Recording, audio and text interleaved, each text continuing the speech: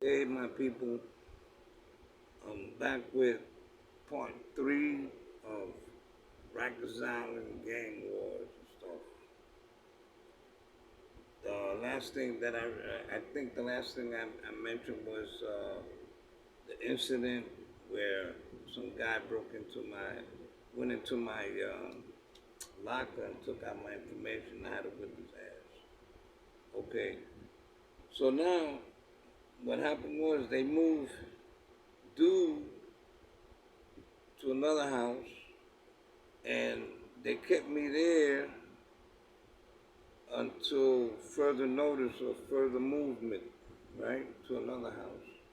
But when I was there, I was hanging out with helping King Midnight with his case, you know, and he asked me, "Yo, what do you think?" I said, "Well, let me see your papers." So I checked out his papers, and I saw that the police they caught him.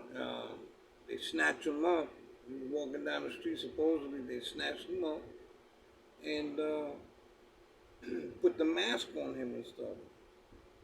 And on his paperwork, there's a mask, but the mask is round. My boy King Midnight had a long face. I told him, bro, you can beat this case, man. I said, first of all, that mask don't even fit you, man. Tú tienes la cara larga. And the mask is round, redondo, you know. He said, you think so? I said, yeah, man, you just got to talk to your lawyer. So that was going on. And then there was this other brother named Spoon. Spoon was a smart brother, man. He came up with this thing that you go to the judge. Uh, it's called Corinthians in the Bible, in the New Testament. And he said, you just present that, man, and let him know, man, that Jesus died for our sins. And he abolished lawyers and all that, court system and all that. And I looked at him, I said, well, bro, I hope it works, man. He said, no, a lot of brothers walk. I said, I hate him, man. I hate him. Spoon was cool people, man. You know? So anyways, I was there for a hot minute. And then they moved me. They moved me to one main. When I went to one main, um, that's when you had to be on your toes, man, because you didn't know who was who, you know? I mean, I was comfortable in Toulon, but when I went to one main, I wasn't that comfortable until I was able to meet, brothers and stuff. So Midnight said, yo, man, they moved you. I said, yeah, man. So anyway, I go to one main.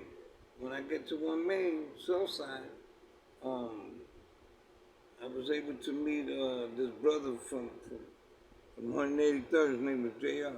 Cool people, man. And I mean, when I say cool people, it was cool people, man.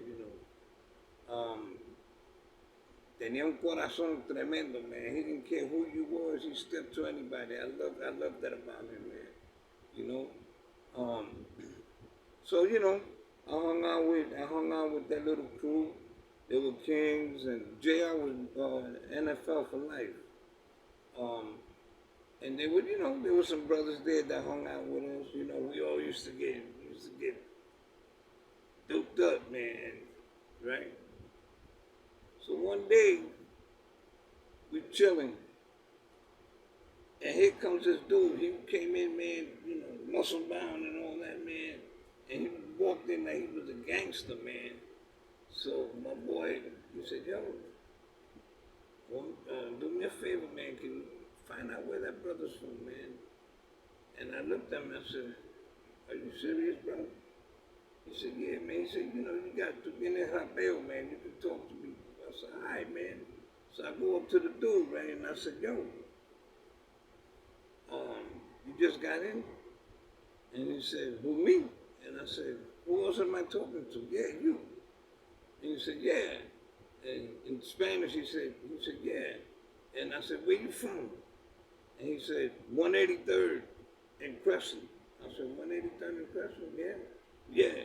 And the way he said it, man, I said, okay, this dude is, he's a gangster, man, stick up, or he was slinging. Anyway, I go with oye, está bien, so what's your name? And he told me his name. I don't remember now, but because that happened in 93 or 90, yeah, 93. This happened in end of 93, So anyways, um, I go back and I told the peeps, I said, yo, the dude is from 183rd. JR looked and said, I never seen that guy, but I'm from over there, you know? And he said, yo, find out some information from it. So I said, I'm gonna make up some shit and see how sincere this dude is. So I go up to him and I said, yo, so you from 183rd? I'm gonna ask you a couple of things because I need to ask you this. Maybe you wanna live in this house. And he said, okay. I said, you know Big Cock? And he said, yeah, I know Big Cock. I made that shit up. And okay, you know Big Cock? I said, yeah. And then I said, what you were doing over there? He said, I was slinging. You were slinging? All right, man. So I went back, I told the fellow, I said, yo, this dude he was slinging, man. He got that cheddar, Boom. So anyways, what happened was that, he hung out with us. He started hanging out with us and stuff like that. And one night, must have been like around 12 at night, and we were all talking, we were high and stuff like that. Plus he was buying shit because he was slinging. He tried to play Big Willie, so, So anyway, all of a sudden, man, we're chilling, talking, and a guy on the bed is like moaning, So I said to my boy, I said, yo, I said, that dude must be having a nightmare. So I go over to him and I'll shake him. I said, yo, mira, todo está bien. And he said, oh, oh. And I said, yo, what happened? He said, every night, man, every night, viene un muerto, a ghost or something, man, and tries to stick it up my ass. I said, what? When he said that, I said, what? He said, yeah, man. I said, man, maybe the person that slept in that bed, man, he must have been what do you call it, a rapist or something like that. I said, but I'm gonna move you out of there, man, if that's what's happening. And I did. I spoke to the CO. I said, yo, CO, this guy's having nightmares there that somebody's, smashing him, doing him, And the CO said, huh? I said, yeah, man, could you move him? There's an empty bed up there in the front. Could you move him? He said, yeah, no problem. So they moved the dude. Meanwhile, that same guy that played Big William, I said, yo, you want to move in that bed? You can, man. And then he goes, I don't know, man. I saw that guy's eyes lit up, and I said, don't worry about it. And I said to him, I said, but why you don't want to move there? He said, exactly. Yo no sé. And I looked at him and I said, ¿y por qué? And he goes, yo no sé. Meaning, how come? He says, I don't know. And then, so he got into a little beef, man, with somebody. I forgot what it was, but I know he got hit in the eye with a blanket or some pillow. That same dude runs to the CO, man. Now, you don't do that, man. You locked up. You don't play that. You don't go to the CO and tell CO that somebody hit you. Yo, my boy said, yo, talk to that dude, man. You gonna blow up the spot. So I walked up to him and I said, bye. This is Rikers Island. This ain't spot for you.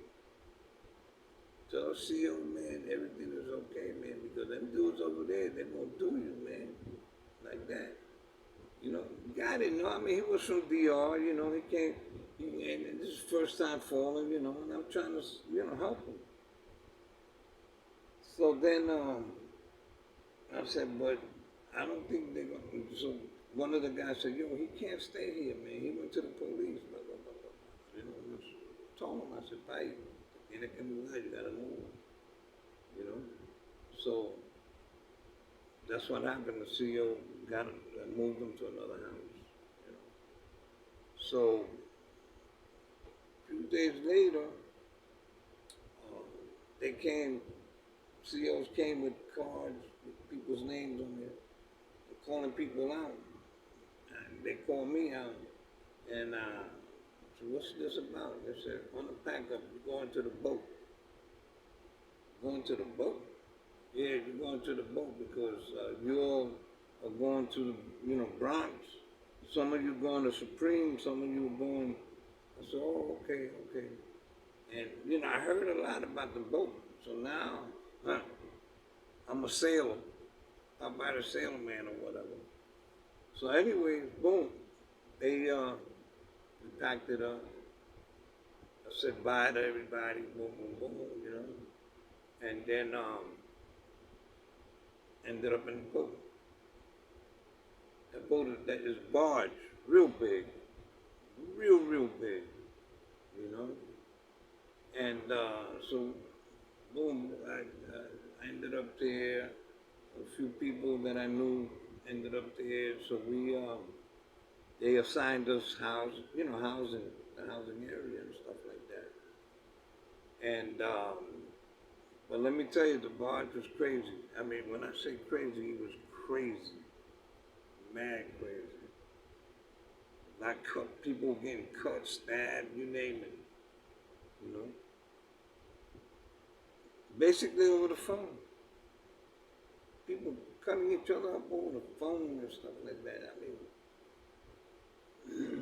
so anyway, I settled down. I had my little space. Boom, boom, boom.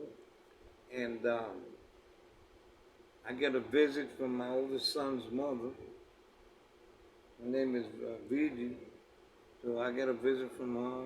She was telling me if everything's okay with you. I said, yeah, everything's cool.